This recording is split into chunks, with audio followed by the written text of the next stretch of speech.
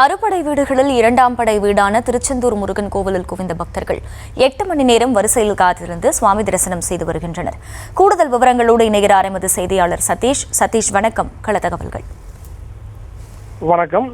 திருச்செந்தூர் சுப்பிரமணிய சுவாமி கோவிலில் விடுமுறை தினத்தை முன்னிட்டு லட்சக்கணக்கான பக்தர்கள் தற்போது குவிந்த வண்ணம் உள்ளனர். அந்த காட்சியை நம்ம தற்போது பார்த்து வருகிறோம். சுமார் 8 மணி நேரம் நீண்ட வரிசையில் காத்திருந்து சுவாமி தரிசனம் செய்து வருகின்றனர்.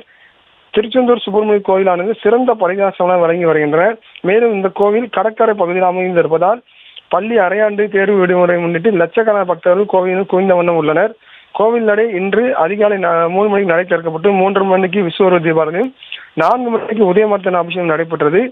தமிழகம் மட்டுமின்றி கேரளா, ஆந்திரா, கர்நாடகா மற்றும் பல்வேறு மாநிலங்களிலிருந்து வந்த லட்சக்கணக்கான பக்தர்கள் ஏராளமான ஐயப்ப பக்தர்கள் அதிகாலை 2 மணி முதலே கடலில் புனித நீராட தொடங்கினர். அதனைத் தொடர்ந்து நாளிக்கடலில் புனிதத்தில் நீராடி நீண்ட வரிசையில் காத்திருந்து சுமார் 8 மணி நேரம் காத்திருந்து சாமி தரிசனம் செய்து வருகின்றனர்.